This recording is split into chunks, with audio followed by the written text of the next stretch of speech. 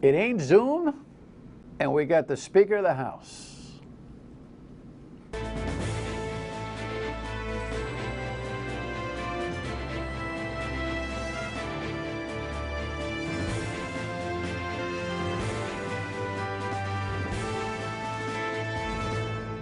The Dan Yorke State of Mind program is brought to you in part by Lookout Rhode Island and Takeo Comfort Solutions. So here's the wonderful thing about coming back to the studio.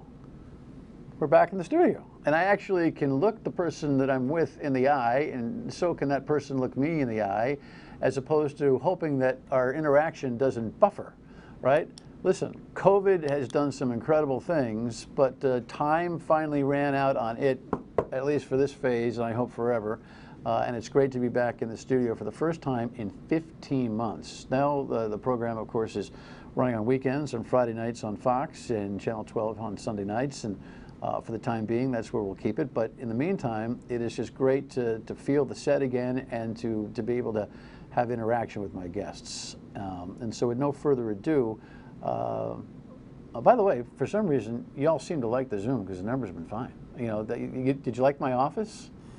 I never touched it up, and I never put makeup on either. Here, you can't get away with it. In the meantime, how great is it for me to have the Speaker of the House in for a substantial conversation now that he is past the session, which is kind of different from in the past when they'd be up till, I don't know, 4 o'clock in the morning, sweating bullets, soaked shirts, and passing bills that nobody knew and budget plans that no one could count. Here's a headline from the rather collegial signing of the budget with Governor Dan McKee, Speaker Joe Shekarchi, Senate President Dominic Ruggiero. So my friend the Speaker is here. Thank you, sir, for coming in. My pleasure. I have the pleasure in you being my first post-session interview. I'm glad to come in. I'm really glad it's in person, too. I'm tired of Zoom. I'm tired of Zoom, WebEx, Google Hangouts, Microsoft Teams, you name the platform. The whole We've thing. had enough. Let's do it in person. Well, talk to me about that a little bit. I thought the General Assembly was tardy in getting back to business. You at least led a stronger return to semi-normalcy. The Senate, for some reason, just wanted to lag and hang out at the Rick Theater, at the Tappan Street Theater. Once we got to a place with vaccinations, I thought everybody ought to be kind of rushing in. But does it feel like a 15-month forever, or does it feel like a 15-month blip? Definitely forever. So we were never equipped to run a General Assembly session remotely. So when I became Speaker in November, in essence, even though it was not official until January, we started a process internally to have our hearings remote so that members could participate, the public could participate, and we also had to move our sessions to be remote. In this case, we moved across the street to the Veterans Auditorium. I give a tremendous amount of credit to our IT staff. They came up to grade A level immediately. And we brought along our support staff. A lot of people who are older, who work in the General Assembly, who didn't grow up with computers, a different generation, my age, when I say older, and we had to learn this stuff. And we operated, for the most part, without any problems. We were able to do the people's business, do it remotely, have everybody participate. The first opportunity to come back into the House, I called a caucus, and I asked people to email me, and it was overwhelming. It was like 10 wanted to stay at the vets, and everyone else wanted to go back into the chamber. So you said that we were early, or out of the gun, so to speak. That was what the members wanted. Well, the early purchase of plexiglass and all the stuff that you did to protect seemed to be a non-starter, right? As we got more and more science, and science was able to weigh in on the pandemic and the cause of it, the plexiglass didn't have any real effect. So early on, let's go backwards. Remember Gina Raimondo? Yeah, of course. She used to be our governor, and Speaker Mattiello, he used to be our speaker, and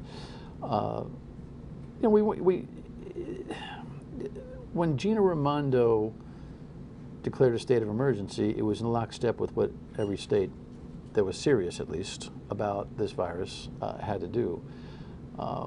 And I thought for the first 3 to 6 months, it was wholly appropriate, because triage has to be a smaller group of decision makers. She had to own the management of this whole thing. The General Assembly gave the executive authority under emergency status to the governor to more or less run the show the way she wanted to. I thought as it started to, as the virus subsided a little in the summer and as things started to at least reach some kind, of course we had a tough winter again, but I just thought the General Assembly took a powder here. I just thought it did, gave away way too much of its authority. She made a lot of decisions, I think, that were not in the best interest of the community, and including and not limited to the business community. I thought she got, I give her an A on the virus response immediately. But nobody can run the show themselves. I agree. And we created a culture here, Speaker, that now we are so governor-centric that it's going to take a while for that to kind of change in people's minds. In retrospect, have you waited too long? Because even now, the emergency authority has not yet been recalibrated. Well, we did that yesterday. When the governor signed the budget, we effectively ended the state of emergency with about 8 carryovers for his 8 or 9 executive orders. We included them in part of the budget, which will allow takeout food to continue, alcohol to go, remote meetings, Zoom meetings, planning board, zoning meetings, town council meetings are all included in the budget. But for the most part, we curbed this. And most importantly, the General Assembly's role, you're right, is to be a check and a balance. We control the purse strings, and we have inserted in the budget the governor signed yesterday. We made it very clear that any of the federal money that we have, we're going to get final guidance with it in September, will be done through the General Assembly process, through the hearing process, House Finance, TV, oversight. There'll be plenty of check and balance involved in that. And I hear what you're saying, and a lot of Rhode Islanders feel the same way, that any governor, and you mentioned Raimondo and McKee. I don't like to personalize. I just say the public doesn't want any one person to call the shots. They like a check and balance. Rhode Island is very traditional. People complain a lot about the General Assembly. They want the governor to call the shots in a snowstorm. Exactly. Or a hurricane. Exactly. A guarantee moment, fine, but a guarantee for 15 months is not what we're looking for here, right? Could not agree with you more. All right, well, and God forbid, we ever go through something like this again, but I hope that there will be some indelibly learned lessons about government balance, because, I've always viewed you as a fair-minded, somewhat tenacious guy behind the scenes in terms of trying to find out what's true about things that need to be addressed. And I just don't think there was enough elbow grease from your side to be able, as early on, to be able to say, you know what, we got to get those grants out to businesses faster. There was for instance, you know what I'm saying? I understand, but I want to. And the other part about you, by the way, is that you're one of the most, at least from a public face, one of the most amiable and agreeable people in the world. And sometimes that's not what we need in those situations. I don't disagree with that, but I would point out that for most of the 15 months you're talking about, I was not the Speaker of the House. I was the number 2 guy. No, you were the de facto guy, because we had a guy who was, and we have too much to talk about. I'm not gonna burden you with the Mattiello saga here, but for all intents and purposes, he was, forgive the term, dead speaker walking, right? So.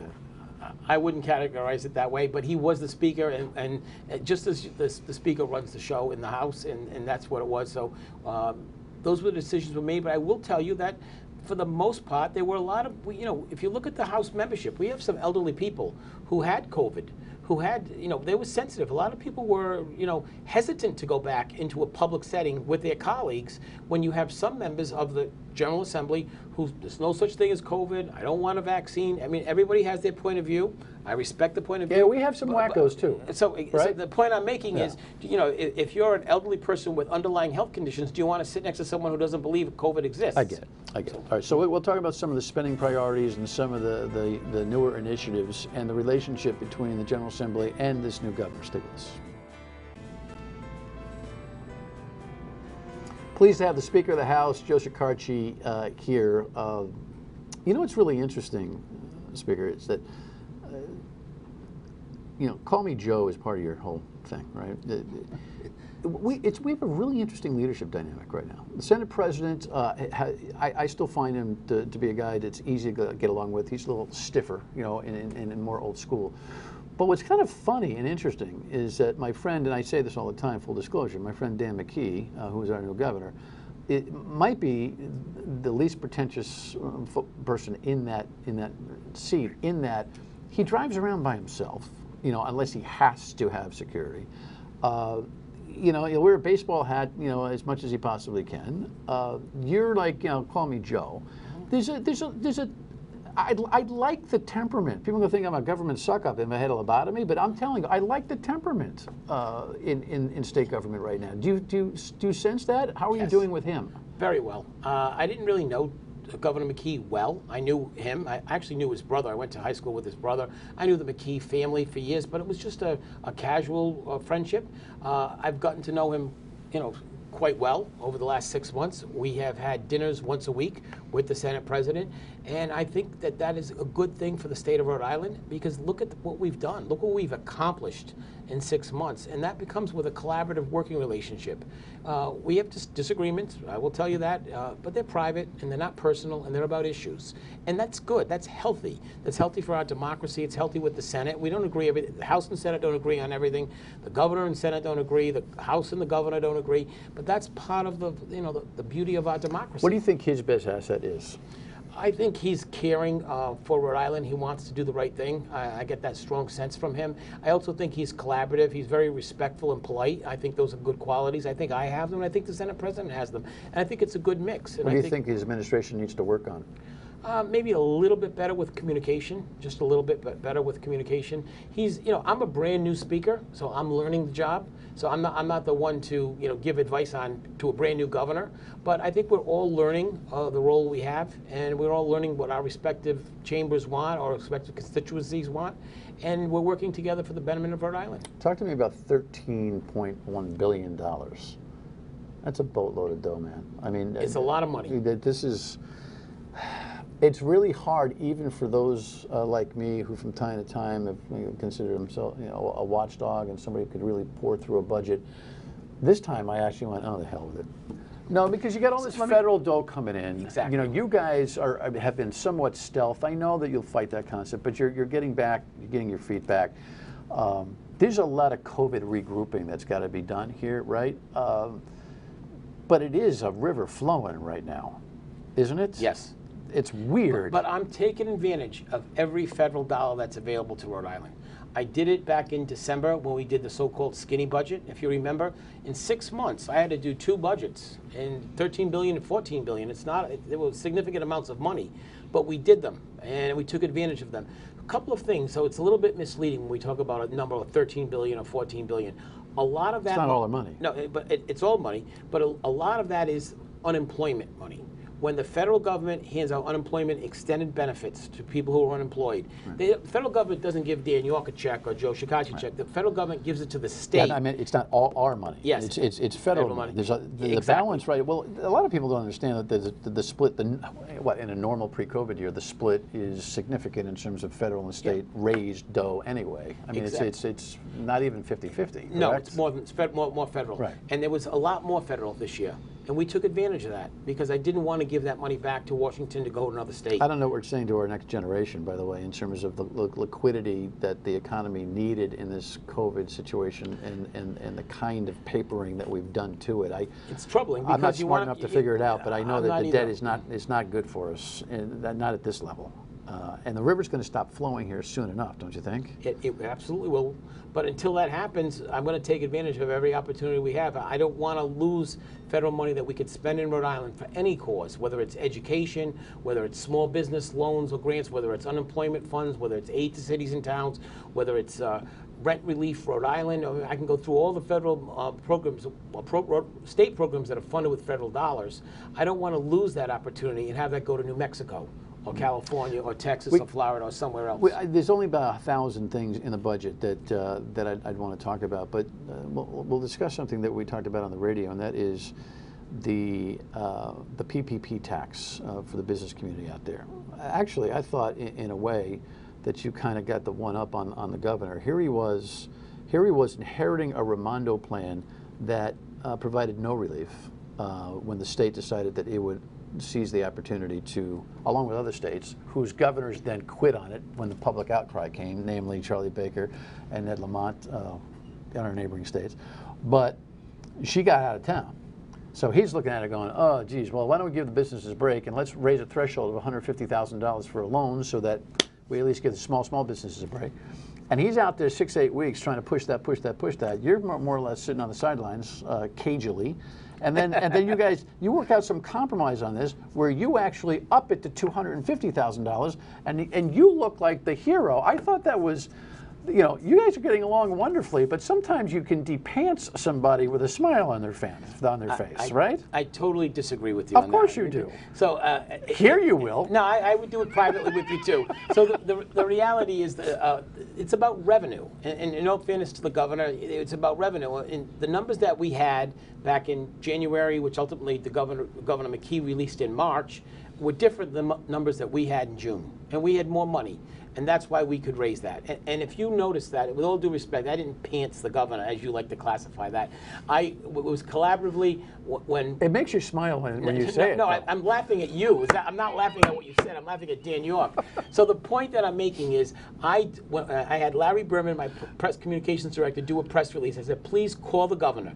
Get a quote in from the governor, make sure it looks like we're doing it collaboratively because we are, and the same thing with the Senate president. That was something that we had always... Well, he has no argument with what you did. It was even better relief. We all talked about that if the numbers were better after the May revenue numbers, and the May revenue numbers were late this year because don't forget the federal government, we didn't pay our taxes April 15th, we paid them May 17th. Right. So when we had those numbers in June and it looked good, I didn't want to be the hero and take credit for that from the business community or anybody. I shared that credit with the governor and the Senate president. There are a couple of things that you did, I think, to mitigate the damage to the business community, which rightfully suggested that this tax came ill-prepared for them, meaning it was kind of post-game, the receipt of all that loan money, that a worry of late fees and interest would pile on, and filing amended returns. That was Right. a big complaint. A lot from of the business CPAs community. going nuts over that. I know that. You did a few things to mitigate that. I give Sharon Reynolds, my House fiscal advisor, all the credit, along with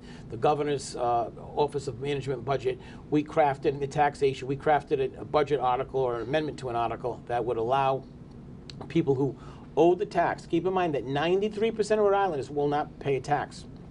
Only 7% who made a profit above the $250,000 loan amount. We're only talking about 7%, but those 7% are still Rhode Islanders, and they still complained, and we heard them.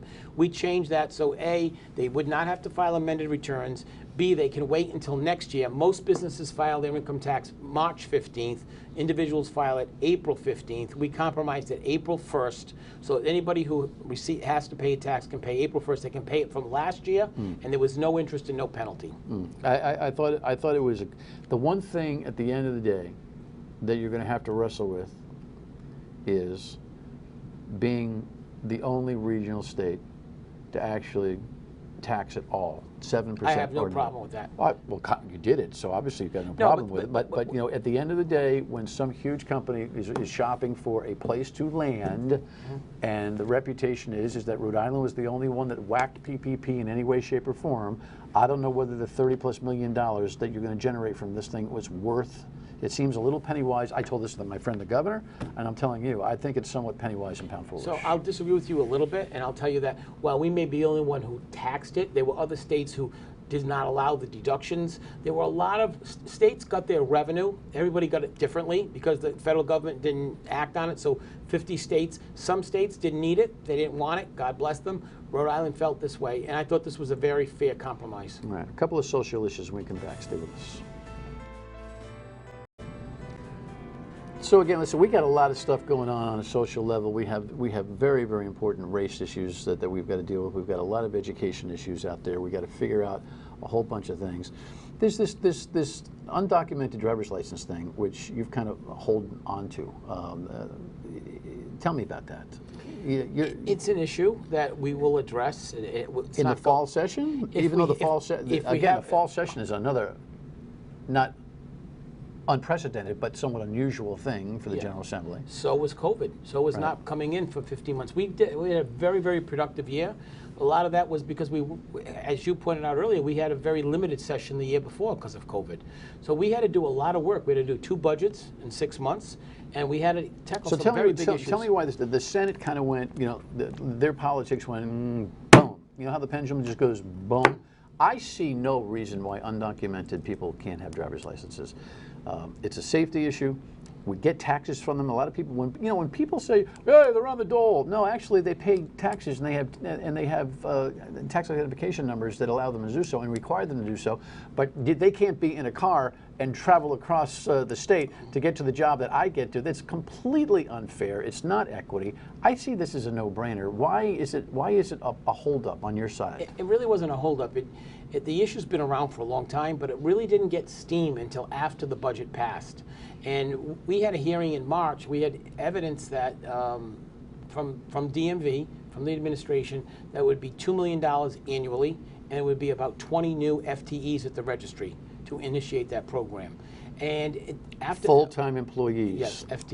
Lingo. Okay. Yeah. So, and the Senate. By the way, a lot of people buy that. Okay, I think that information is quite, needs some more investigation, including the governor. I've spoken to the governor at length about this. He's generally supportive, as I am, as the Senate is. But how we get there is important to me. It's important to me what we do. So you think there's more diligence necessary? Absolutely, and more public hearing. I'm not opposed to it. I think if you read any of my comments around it, I think it's doable.